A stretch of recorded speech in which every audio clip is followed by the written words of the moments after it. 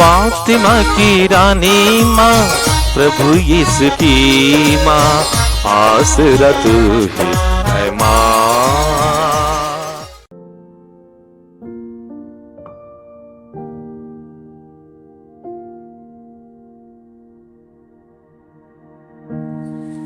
पहला पाठ गणना ग्रंथ अध्याय 20 पद संख्याएं 1 से 13 तक। इस्राएलियों का सारा समुदाय पहले महीने सीन नामक मरुभूमि पहुंचा और कुछ समय तक कादेश में रहा। वहां मिरियम की मृत्यु हुई और वह दफनाई गई। लोगों को पानी नहीं मिल रहा था, इसलिए वे एकत्र होकर मूसा और हारून का विरोध करने लगे। उन्होंने यह कहते हुए मूसा से शिकायत की, ओह, यदि हम अपने भाई बंधुओं के साथ ही प्रभु के हाथ मर गए होते, क्या आप इसलिए प्रभु का समुदाय इस मरुभूमि में ले आए कि हम और हमारे पशु यहाँ मर जाएं? आप हमें मिस्र से निकालकर इस अशुभ स्थान में क्यों ले आए, जहाँ ना तो अनाज मिलता है, ना अंजीर, ना अंगूर और ना ही अनार। यहाँ तो पीने का पानी तक नहीं मिलता। मूसा और हारून सभा को छोड़कर दर्शन कक्ष के द्वार पर आए। वे मुंह के बल गिर पड़े और प्रभु की महिमा उन्हें दिखाई दी। प्रभु ने मूसा से यह कहा, डंडा ले लो और अपने भाई हारून के साथ समुदाय को एकत्र करो। तुम लोगों के सामने चट्टान को यह आदेश दोगे, हमें अपना पानी दो। इस प्रकार तुम चट्टान में से पानी निकालोगे और तुम लोगों और पशुओं को पीने के लिए पानी दोगे। मूसा ने तंबू से डंडा ले लिया, जैसा कि प्रभु ने उसे आदेश दिया था। मूसा और हारून ने चट्टान के सामने लोगों को एकत्र किया और उनसे कहा, हे विद्रोहियों, सुनो, क्या हम तुम लोगों के लिए इस चट्टान में से पानी निकालें? मूसा ने हाथ उठाकर 2 बार चट्टान पर डंडा मारा और चट्टान में से पानी की धार फूट निकली। इस प्रकार लोगों और पशुओं को पीने के लिए पानी मिला। इसके बाद प्रभु ने मूसा और हारून से कहा, तुमने मुझ में विश्वास नहीं किया और इस्राएलियों की दृष्टि में मेरी पवित्रता को बनाए नहीं रखा, इसलिए तुम इस समुदाय को उस देश नहीं पहुंचाओगे जिसे मैं उन्हें दे दूंगा। यह मरीबा का पानी है, जहां इस्राएलियों ने प्रभु की शिकायत की और प्रभु ने उनके सामने अपनी पवित्रता प्रकट की। यह प्रभु की वाणी है। ईश्वर को धन्यवाद। भजन अनुवाद के। ओह, यदि तुम आज उसकी यह वाणी सुनो, अपना हृदय कठोर न बनाओ। ओह, यदि तुम आज उसकी यह वाणी सुनो, अपना हृदय कठोर न बनाओ।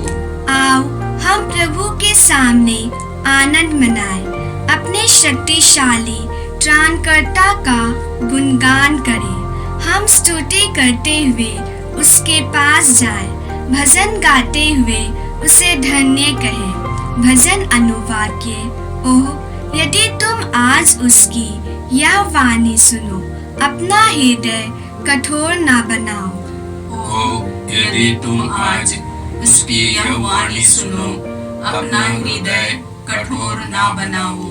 आओ हम दंडवत कर प्रभु की आराधना करें, अपने सृष्टिकर्ता के सामने घुटने टेके। वही तो हमारा ईश्वर है और हम हैं उसके चारागाह की प्रजा, उसकी अपनी भेड़ें। भजन अनुवाद के। ओह, यदि तुम आज उसकी यह वाणी सुनो, अपना हृदय कठोर न बनाओ। ओह, यदि तुम आज उसकी यह वाणी सुनो, अपना हृदय कठोर ना बनाओ। ओ यदि तुम आज उसकी यह वाणी सुनी, अपना हृदय कठोर ना बनाओ, जैसा कि पहले मरीबा और मस्सा की मरुभूमि में हुआ था। उस दिन तुम्हारे पूर्वजों ने मेरी परीक्षा ली, मेरे कार्यों को देखते हुए भी उन्होंने मुझ में विश्वास नहीं किया। भजन अनुवाक्य। ओ यदि तुम आज उसकी यह वाणी सुनो, अपना हृदय कठोर ना बनाओ। ओ यदि तुम आज उसकी यह वाणी सुनो, अपना हृदय कठोर ना बनाओ। जय घोष। हालेलुया। तुम पेट्रुस अर्थात चट्टान हो, और इस चट्टान पर मैं अपनी कलीसिया बनाऊंगा, और अधोलोक के फाटक इसके सामने टिक नहीं पाएंगे। हालेलुया। प्रभु आप लोगों के साथ हो और आपकी आत्मा के साथ। संत मत्ती के अनुसार प्रभु यीशु ख्रिस्त का पवित्र सुसमाचार। हे प्रभु तेरी महिमा हो। अध्याय 16 पद संख्याएं 13 से 23। यीशु ने कैसरिया फिलिप प्रदेश पहुंचकर अपने शिष्यों से पूछा, मानव पुत्र कौन है? इसके विषय में लोग क्या कहते हैं? उन्होंने उत्तर दिया, कुछ लोग कहते हैं यूहन्ना बपतिस्ता, कुछ लोग कहते हैं एलियस, और कुछ लोग कहते हैं एरेमियस अथवा नबियों में से कोई। इस पर यीशु ने कहा, और तुम क्या कहते हो कि मैं कौन हूं? सिमोन पेत्रुस ने उत्तर दिया, आप मसीह हैं, आप जीवंत ईश्वर के पुत्र हैं। इस पर यीशु ने उससे कहा, सिमोन योनस के पुत्र, तुम धन्य हो, क्योंकि किसी नीरे मनुष्य ने नहीं, बल्कि मेरे स्वर्गिक पिता ने तुम पर यह प्रकट किया है। मैं तुमसे कहता हूं कि तुम पेत्रुस अर्थात चट्टान हो, और इस चट्टान पर मैं अपनी कलीसिया बनाऊंगा, और अधोलोक के फाटक इसके सामने टिक नहीं पाएंगे। मैं तुम्हें स्वर्ग राज्य की कुंजियां प्रदान करूंगा।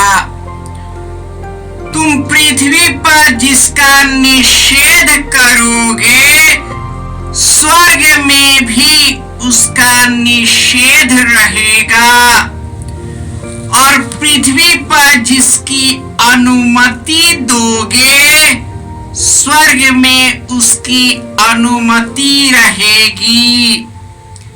इसके बाद यीशु ने अपने शिष्यों को कड़ी चेतावनी दी कि तुम लोग किसी को भी यह नहीं बताओ कि मैं मसीह हूं। उस समय से यीशु अपने शिष्यों को यह समझाने लगे कि मुझे यरूशलेम जाना होगा। नेताओं, महायाजकों और शास्त्रियों की ओर से बहुत दुख उठाना, मार डाला जाना और तीसरे दिन जी उठना होगा। पेट्रुस यीशु को अलग ले गया और उन्हें यह कहकर समझाने लगा, ईश्वर ऐसा न करे। प्रभु आप पर कभी नहीं बीतेगी। इस पर यीशु ने मुड़कर पेट्रुस से कहा, हट जा शैतान, तुम मेरे रास्ते में बाधा बन रहे हो। तुम ईश्वर की बातें नहीं बल्कि मनुष्यों की बातें सोचते हो। यह प्रभु का सुसमाचार है।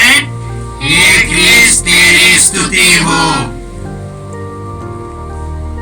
ख्रिस्त में प्यारे भाइयों और बहनों, प्रभु यीशु ने समारी स्त्री से कहा, जो इस कुएं का पानी पिएगा उसे फिर प्यास लगेगी, लेकिन जो मैं पानी दूंगा उसे कभी प्यास नहीं लगेगी। वह जल स्रोत के जैसे हमेशा उमड़ता रहेगा। वह संजीवन जल प्रभु यीशु है, जो अपने वचनों के द्वारा, अपने चिन्ह चमत्कारों के द्वारा, अपने स्वर्गीय वाणी के द्वारा हमें संजीवन जल प्रदान करते हैं। आज के पहले पाठ में हमने सुना कि किस प्रकार इस्राएली निर्जन प्रदेश में जैसे भोजन के लिए, मांस के लिए मूसा और हारून के विरुद्ध भुनभुनाया था, आज के फिर वह पानी के लिए भुनभुना रहे हैं। और उनकी भुनभुनाहट सुनकर फिर मूसा ईश्वर की से बातें करने चले जाते हैं, दर्शन कक्ष की ओर चले जाते हैं, उसमें प्रवेश कर अपनी बातें बताते हैं। और यीशु ने कहा, मैं चट्टान से पानी निकालूंगा। और इस प्रकार ईश्वर ने अपने लोगों के लिए निर्जन प्रदेश में चट्टान से पानी निकाल दिया। फिर भी वे ईश्वर को समझ नहीं पाए, ईश्वर के उद्देश्य को समझ नहीं पाए। यीशु इतने वर्ष रहने के बावजूद उनके शिष्य उन्हें अच्छी तरह जान नहीं पाए। जब यीशु ने उनसे पूछा कि तुम लोग क्या कहते हो कि मैं कौन हूँ, सबों ने अपनी समझ के अनुरूप उत्तर दिया, लेकिन वह संतुष्ट करने वाला नहीं था। अंत में उन्होंने सीमोन पेट्रुस से पूछा कि तुम क्या कहते हो कि मैं कौन हूँ? उसने कहा, आप मसीह है, जीवंत ईश्वर के पुत्र है। और यीशु ने कहा, धन्य हो तुम पेत्रुस जो चट्टान है, मैं इसी चट्टान पर कलीसिया बनाऊंगा। ईश्वर की दया और करुणा महान है कि उन्होंने कमजोर मनुष्य को अपने मिशन कार्य के लिए चुन लिया और उसे वह पदवी प्रदान किया जो कोई नहीं दे सकता है। इस प्रकार पेत्रुस हमारे कलीसिया के पहले संत पापा बने।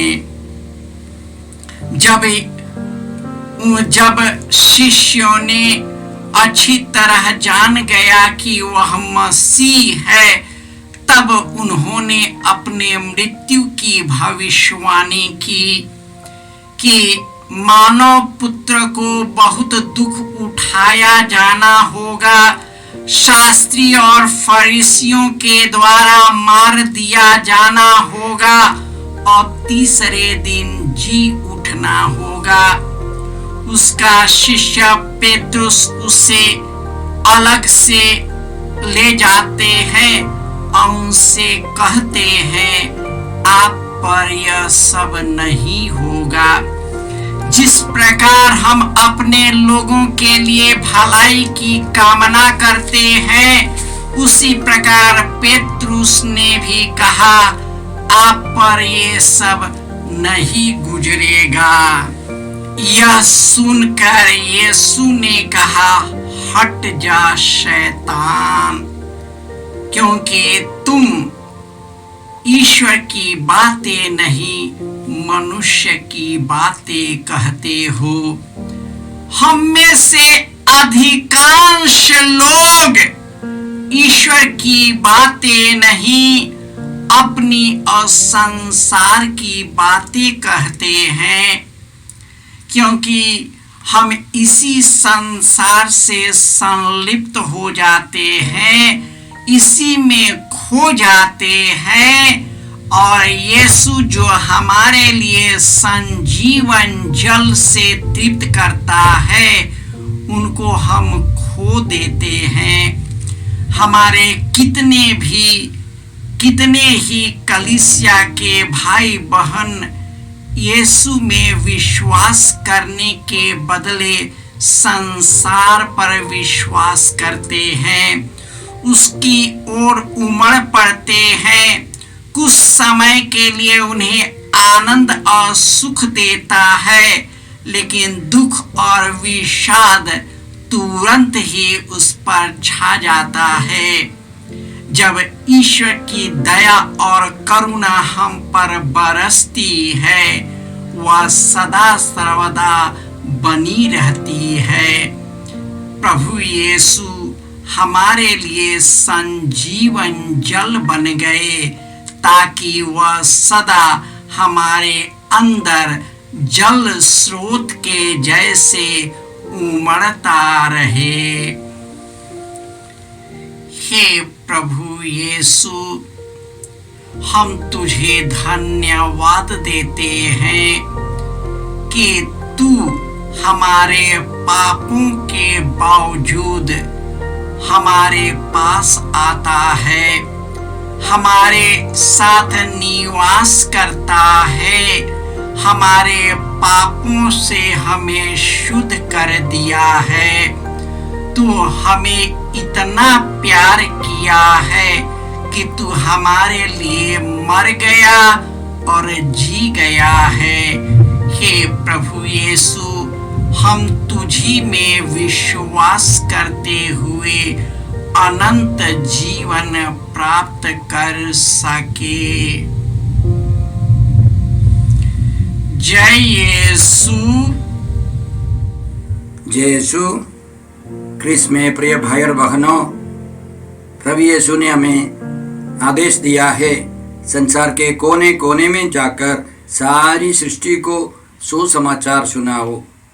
सुसमाचार सुनने के लिए और सुनाने के लिए एक अच्छा मौका है। आप कृपया इस चैनल का सब्सक्राइब करें, लाइक करें, शेयर करें, बेल आइकन दबाएं ताकि यहाँ की नई वीडियोस की सूचना आपको मिलती रहेगी। साथ साथ आप दूसरों को भी प्रेरणा दें इसका सब्सक्राइब करने के लिए। याद रखें, कल के मिसा के दैनिक पाठ और उस पर टिप्पणियाँ आज ही दोपहर के बाद हम लोग अपलोड करते हैं। कृपया आज ही उसको सुनकर कल की तैयारी करें। प्रभु यीशु आपको और आपके परिवार को 100 गुनी आशीष देंगे। जय यीशु।